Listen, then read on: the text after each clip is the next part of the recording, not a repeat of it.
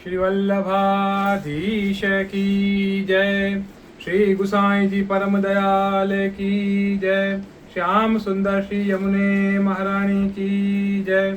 श्री गिरिराज धरन की जय।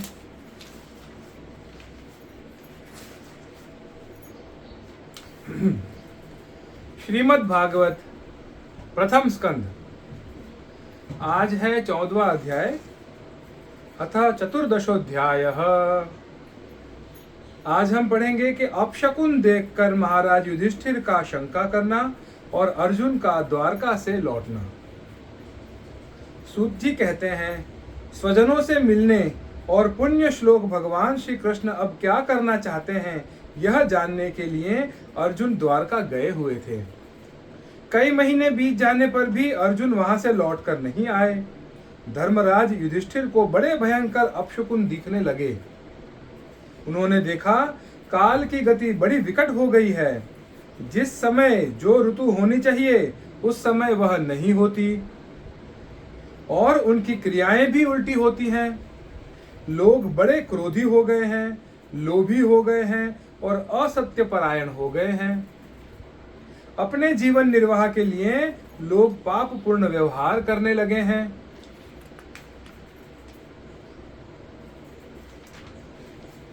सारा व्यवहार कपट से भरा हुआ होता है। यहां तक कि मित्रता में भी छल मिला रहता है। पिता माता सगे संबंधी भाई और पति पत्नी में भी झगड़ा टंटा रहने लगा है। कली काल के आ जाने से लोगों का स्वभाव ही लोभ दंभ आदि अधर्म से अभिभूत हो गया है और प्रकृति में भी अत्यंत अरिष्ट सूचक अपशकुन होने लगे हैं। यह सब देखकर युधिष्ठिर ने अपने छोटे भाई भीमसेन से कहा।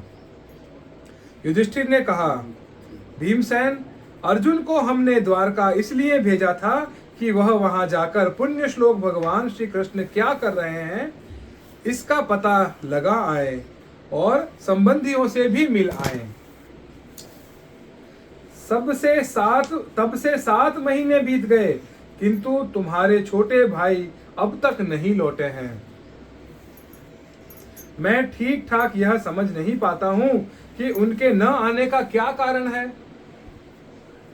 कहीं देवर्षि नारद के द्वारा बतलाया हुआ वह समय तो नहीं आ पहुंचा है जिसमें भगवान श्री कृष्ण अपने लीला विग्रह का संवर्णन करना चाहते हैं। उन्हीं भगवान की कृपा से हमें यह संपत्ति, राज्य, स्त्री, प्राण, कुल, संतान, शत्रुओं पर विजय और स्वर्गादि लोकों का अधिकार प्राप्त हुआ है। भीमसेन, तुम तो मनुष्यों में व्याघ्र के समान बलवान हो। देखो तो सही, आकाश में उल्कापात आदि, पृथ्वी में भूकंप आदि और शरीरों में रोग आदि कितने भयंकर अपशकुन हो रहे हैं। इनसे इस बात की सूचना मिलती है कि शीघ्र ही हमारी बुद्धि को मोह में डालने वाला कोई उत्पात होने वाला है। प्यारे भीमसेन, मेरी बाईं जांघ, आंख और भुजा बार बार फड़क रही है। हृदय जोर से धड़क रहा है।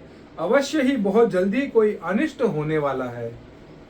देखो, यह सियारिन उदय होते हुए सूर्य की ओर मुंह करके रो रही है। अरे, उसके मुंह से तो आग भी निकल रही है। यह कुत्ता बिल्कुल निर्भय सा होकर मेरी ओर देखकर चिल्ला रहा है। भीमसेन, गौ आदि अच्छे पशु मुझे अपने बाएं करके जाते हैं और गधे आदि बुरे पशु मुझे अपने दाहिने कर देते हैं। मेरे घोड़े आदि वाहन मुझे रोते हुए दिखाई देते हैं। यह मृत्यु का दूत पेड़ुखी, उल्लू, उसका प्रतिपक्षी कौवा रात को अपने कर्ण कठोर शब्दों से मेरे मन को कंपाते हुए विश्व को सूना कर देना चाहते हैं। दिशाएं धुंधली हो गई हैं। सूर्य और चंद्रमा के चारों ओर बार बार मंडल बैठते हैं। यह पृथ्वी पहाड़ों के साथ कांप उठती है। बादल बड़े जोर जोर से गरजते हैं और जहां तहां बिजली भी गिरती ही रहती है। शरीर को छेदने वाली एवं धूलि वर्षा से अंधकार फैलाने वाली आंधी चलने लगी है। बादल बड़ा डरावना दृश्य उपस्थित करके सब और खून बरसाते हैं। देखो, सूर्य की प्रभा मंद पड़ गई है। आकाश में ग्रह परस्पर टकराया करते हैं। भूतों की घनी भीड़ में पृथ्वी और अंतरिक्ष में आग सी लगी हुई है। नदी, नद, तालाब और लोगों के मन क्षुब्ध हो रहे हैं। घी से आग नहीं जलती, यह भयंकर काल न जाने क्या करेगा। बछड़े दूध नहीं पीते, गौएं दोहने नहीं देती, गौशाला में गौएं आंसू बहा बहा कर रो रही हैं।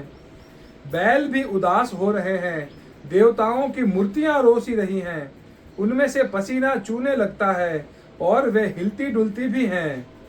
भाई, ये देश, गांव, शहर, बगीचे, खाने और आश्रम श्रीहीन और आनंद रहित हो गए हैं। पता नहीं ये हमारे किस दुख की सूचना दे रहे हैं।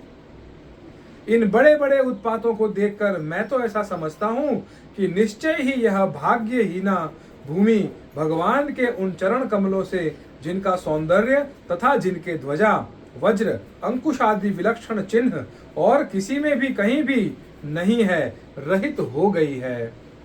शौनक जी, राजा युधिष्ठिर इन भयंकर उत्पातों को देखकर मन ही मन चिंतित हो रहे थे कि द्वारका से लौटकर अर्जुन आए। युधिष्ठिर ने देखा अर्जुन इतने आतुर हो रहे हैं जितने पहले कभी दिखाई नहीं गए थे। मुंह लटका हुआ है, कमल सरीखे नेत्रों से आंसू बह रहे हैं और शरीर में बिल्कुल भी शांति नहीं है। उनको इस रूप में अपने चरणों में पड़ा देखकर युधिष्ठिर घबरा गए। देवर्षि नारद की बातें याद करके उन्होंने सुहृदों के सामने ही अर्जुन से पूछा। युधिष्ठिर ने कहा, भाई, द्वारकापुरी में हमारे स्वजन संबंधी मधु, भोज, दशार्ह, आर्ह, सात्वत, अंधक और वृष्णिवंशी यादव कुशल से तो है ना? हमारे माननीय नाना शूरसेन जी प्रसन्न तो है ना? अपने छोटे भाई सहित मामा वसुदेव जी तो कुशल पूर्वक है ना? उनकी पत्नियां हमारी मामी देवकी आदि सातों बहनें अपने पुत्रों और बहुओं के साथ आनंद से तो है ना? जिनका पुत्र कंस बड़ा ही दुष्ट था, वे राजा उग्रसेन अपने छोटे भाई देवक के साथ जीवित तो है ना? हृदिक, उनके पुत्र कृतवर्मा, अक्रूर, जयंत, गद, सारण तथा शत्रुजित आदि यादव वीर सकुशल है ना? यादवों के प्रभु बलराम जी तो आनंद से है ना? वृष्णि वंश के सर्वश्रेष्ठ महारथी प्रद्युम्न सुख से तो हैं? युद्ध में बड़ी फुर्ती दिखाने वाले भगवान अनिरुद्ध आनंद से है ना?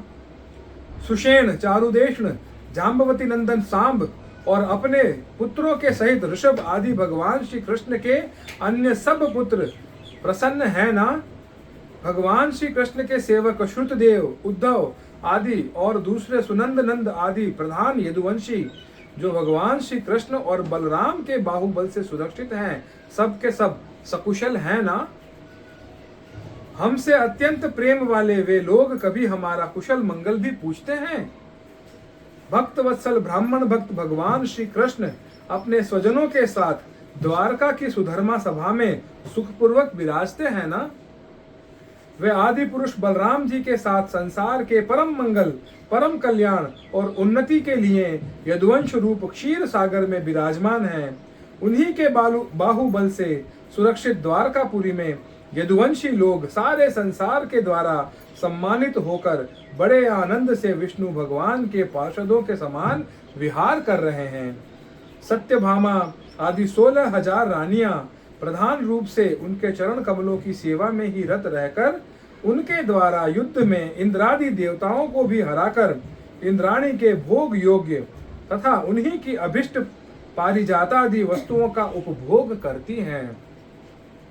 यदुवंशी वीर श्री कृष्ण के बाहुदंड के प्रभाव से सुरक्षित रहकर निर्भय रहते हैं और बलपूर्वक लाई हुई बड़े बड़े देवताओं के बैठने योग्य सुधर्मा सभा को अपने चरणों से आक्रांत करते हैं।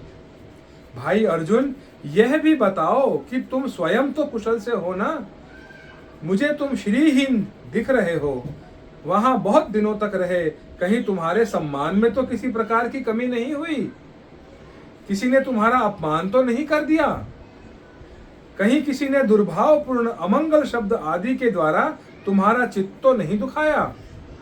अथवा किसी आशा से तुम्हारे पास आए हुए याचकों को उनकी मांगी हुई वस्तु अथवा अपनी ओर से कुछ देने की प्रतिज्ञा करके भी तुम नहीं दे सके, ऐसा तो नहीं हुआ। तुम सदा शरणागतों की रक्षा करते आए हो। कहीं किसी भी ब्राह्मण, बालक, गाय, बूढ़े, रोगी, अबला अथवा अन्य किसी प्राणी का जो तुम्हारी शरण में आया हो तुमने त्याग तो नहीं कर दिया, अथवा गमन करने योग्य स्त्री के साथ असत्कार पूर्वक समागम तो नहीं किया।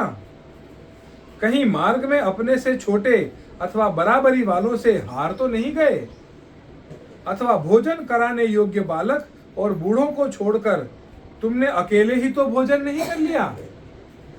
मेरा विश्वास है कि तुमने ऐसा कोई निंदित काम तो नहीं किया होगा जो तुम्हारे योग्य न हो न हो अपने परम प्रियतम अभिन्न हृदय परम सुहृद भगवान श्री कृष्ण से तुम रहित हो गए हो।